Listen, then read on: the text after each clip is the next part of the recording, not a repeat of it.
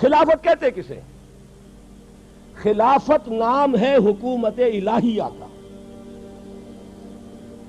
اللہ کی حکومت، انسان کی خلافت. انسانی حاکمیت کفر ہے. آج بھی نعرہ لگ رہا ہے، آج بھی میں نے پڑھا ہے کسی صاحب کا، سیاسی کارکن کا بیان، عوامی حاکمیت کے قیام تک ہماری جد و جہد جاری رہے گی. یہ نعرہ کفر ہے، کلمہ کفر ہے. حاکمیت صرف اللہ کے لیے. سروری زیبا فقط اس ذات بے ہمتا کو ہے، حکمراں ہے ایک وہی، باقی بتان آزری. اچھا حاکم اللہ ہے تو انسان کے پاس کیا ہے؟ خلافت. خلیفہ کسے کہتے ہیں؟ جانشین، نائب. اور سادہ ترین بات سمجھ لیجئے، یہ چونکہ بہرحال قریب ترین مثال ہے، ہم انگریز کے غلام تھے. بادشاہ کون تھا؟ وہ تو جو بھی بادشاہ تخت انگلستان پر تھا یا جو ملکہ تھی وہی تھی نا. حاکم وہ تھی. وائس رائے ہوتا تھا یہاں. وائس رائے اس کا نمائندہ. جہاں حکم آ جائے گا اصل حاکم کی طرف سے سر تسلیم خم، جہاں نہیں ہے اپنی ثواب دید سے، مشورے سے، قریب لوکل جو بھی کنسلٹیشن ہے، جو ایکسپرٹس ہیں ان کے مشورے سے قدم اٹھا. یہ خلافت ہے. اب آپ ایک اور بات سمجھ لیجئے، یہ خلافت اللہ نے تمام انسانوں کو دی، اس لیے کہ ہمارے سب کے، چاہے وہ کافر ہو، مسلم ہو، ہندو ہو، مسلمان ہو، عیسائی ہو، گورے ہو، کالے ہو، سب حضرت آدم کی نسل سے ہیں. اور انی جاعلک یہ جو فرمایا اذ قال ربک للملائکۃ انی جاعل فی الارض خلیفہ، تو خلافت آدم کو دی. تو آدم کی ساری اولاد خلیفہ ہے. آپ کو بڑی عجیب بات معلوم ہوئی ہوگی، لیکن جو خلافت سے آگے بڑھ کر حاکم بننا چاہے وہ باغی ہے. سمجھ رہے بات؟ جو خلافت سے آگے بڑھ کر حاکم بننا چاہے گا وہ کون ہے؟ باغی ہے. لہذا جو تو مسلم ہے، مسلم کے معنی سر تسلیم خم کرنے والا، اللہ کی اطاعت قبول کرنے والا، مسلم خلافت کا حقدار ہے.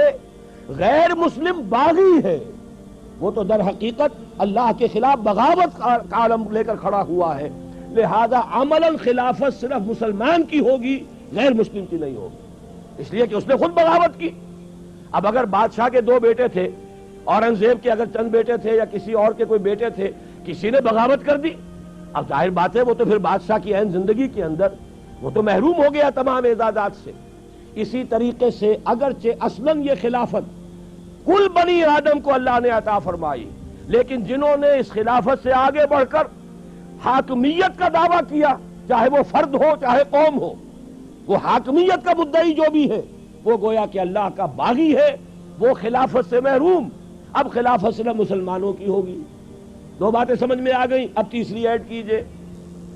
جب تک نبوت کا سلسلہ جاری تھا، شخصی طور پر نبی جو ہے وہ خلیفہ ہوتا تھا اللہ کا، وہ وائس رائے تھا. کیوں؟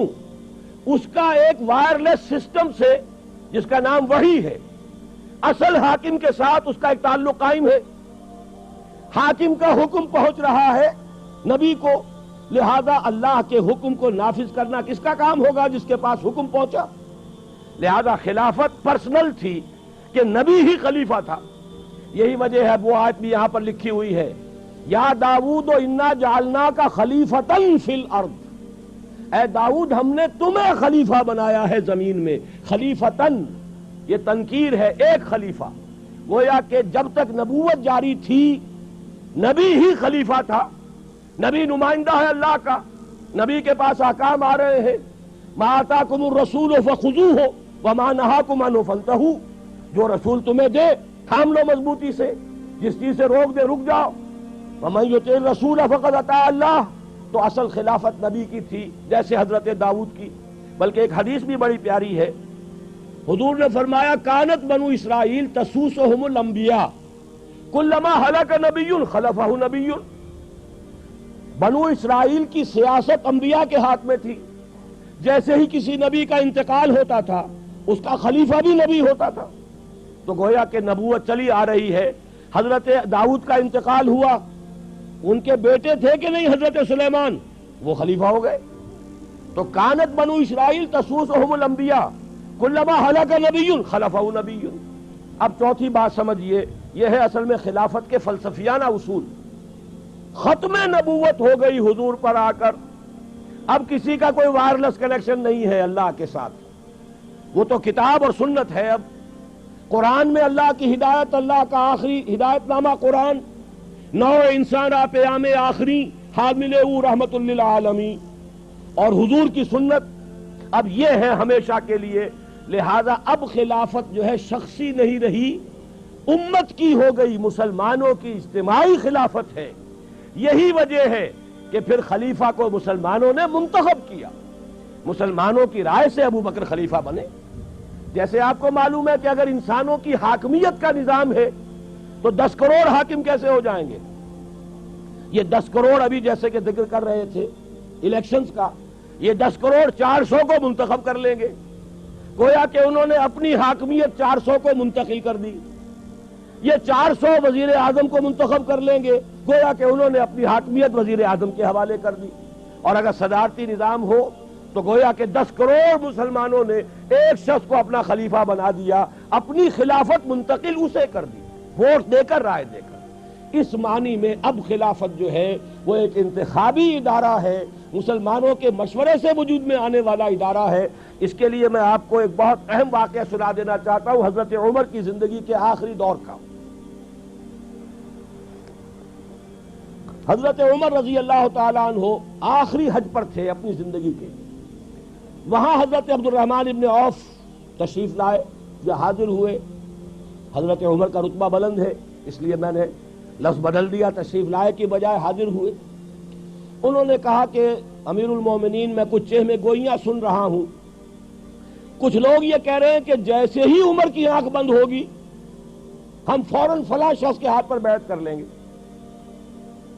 حضرت عمر فوراً بہت پریشان ہو گئے کہ یہ تو سازش کا انداز ہے, یہ تو مسلمانوں کا حق ہے کہ ان کی رائے سے خلیفہ بنے, اور یہ لوگ اگر اچانک کسی کو خلیفہ بنا دیں گے تو پھر تو فساد ہو جائے گا. تو حضرت عمر نے فرمایا کہ ٹھیک ہے, مسلمانوں کو جمع کرو, میں ابھی خطبہ دوں گا. فَمُحَذِّرُهُمْ, میں مسلمانوں کو وارن کرنا چاہتا ہوں, ان ہؤلاء الرہط, ان لوگوں کے بارے میں, الذین یریدون ان یغصبوا امرہم, جو چاہتے ہیں کہ مسلمانوں کا حق غصب کر لیں. یہ تو مسلمانوں کا کام ہے کہ وہ اپنی رائے سے خلیفہ بنائیں. ان مسلمانوں کے حقوق کو غصب کرنے کی جو سازش کر رہے ہیں, میں چاہتا ہوں کہ ان کی سازش کا بھانڈا پھوڑ دوں, پردہ چاک کر دوں اور لوگوں کو متنبع کر دوں. عبد الرحمن ابن عوف رضی اللہ تعالیٰ عنہ بہت ہی دانشمند انسان تھے. انہوں نے کہا, مشورہ دیا, امیر المومنین یہ موسم حج ہے, حج پہ ہر طرح کے لوگ آئے ہوئے, مشرق سے, مغرب سے, جزیرہ نما کے کونے کونے سے, اچھے بھی ہیں برے بھی ہیں. یہاں ہو سکتا ہے یہ بات آپ نے کی تو کوئی فساد ہو جائے, لہذا بہتر ہے آپ جب مدینے واپس تشریف لے جائیں گے وہاں جا کر یہ معاملہ کیجیے. حضرت عمر نے ان کی رائے قبول کر لی. یہ بخاری شریف میں بھی پورا واقعہ ہے, مسند احمد ابن حنبل میں بھی موجود. عبداللہ ابن عباس رضی اللہ تعالیٰ عنہ اس کے راوی. مدینے جا کر پہلا کام آپ نے یہ کیا, مسلمانوں کو جمع کیا اور وہاں خطبہ دیا, اور خطبے میں الفاظ یہ ہیں, من بایا خلیفتن عن غیر مشورت المسلمین فلا بیعت لہ. سن لو یہ میری بات, مسلمانوں کے مشورے کے بغیر اگر کسی نے کسی امیر اور خلیفہ کی بیعت کی تو اس کی کوئی بیعت نہیں. معلوم ہوا کہ اب جو ہے خلافت وہ در حقیقت شخصی نہیں رہی بلکہ اجتماعی ہے, یہ مسلمانوں کی خلافت ہے. اس کا آج کے دور میں اب نظام کیا بنے گا؟ نمبر 1, تمام مسلمان ووٹ دیں گے, مرد اور عورتیں سب خلیفہ کو منتخب کریں گے. یہ صحیح بات کہی ہے توکل صاحب نے, اور یہ بات میں کھل کر کہتا رہا ہوں کہ اصل میں صدارتی نظام قریب تر ہے نظام خلافت کے, اور معقول تر نظام ہے. یہ پارلیمانی نظام تو ہم در حقیقت انگریز کی ایک وراثت کے طور پر لے کر چل رہے ہیں. جیسے کیپ ٹو دی لیفٹ یہ انگریز کی چال ہے, اور وہ بے ڈھنگی ہم بھی چل رہے ہیں. آپ جیسے ہی توڑ خم سے آگے جاتے ہیں وہ تو پھر افغانستان سے شروع ہو جائے گا keep to the right. Afghanistan, Iran, پورا عالم عرب, پورا یورپ, پھر انگلستان شریف میں جا کر کیپ ٹو دی لیفٹ ملے گا آپ کو. تو یہ ساری در حقیقت انگریزوں کی لعنتیں ہیں کہ جو ہم نے ابھی تک سینے سے لگا رکھی ہیں.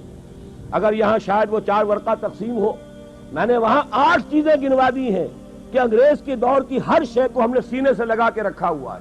انہی میں سے ایک لعنت یہ پارلیمانی نظام کی ہے.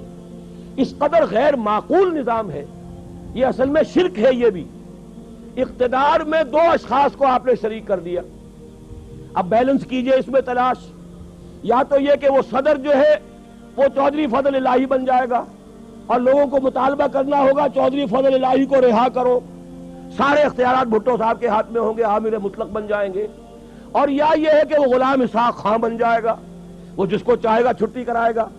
کوئی ممکن ہی نہیں، کوئی ایکویشن ممکن نہیں. یہ ان کی اس لیے ضرورت ہے کہ انہیں اپنے بادشاہ کو یا اپنی ملکہ کو سر پر بٹھائے رکھنا ہے.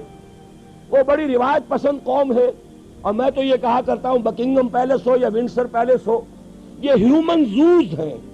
یہ چڑیا گھر بنا رکھے انہوں نے، اور کرائے لیتے ہیں باقاعدہ سیر کرنے والوں سے، اس سے کمائی کرتے ہیں. جیسے کہ آپ چڑیا گھر میں جاتے ٹکٹ خریدتے ہیں، ایسے ہی آپ ان جگہوں پر جائیے ٹکٹ خریدیے. لیکن انہوں نے اپنے ہاں وہ چڑیا گھر جو ہے قائم کر رکھے ہیں. ہمیں ضرورت کیا ہے؟ یہاں تو در حقیقت خلافت کے نظام سے قریب تر خلیفہ کا انتخاب ہو براہ راست ڈائریکٹ ووٹ سے.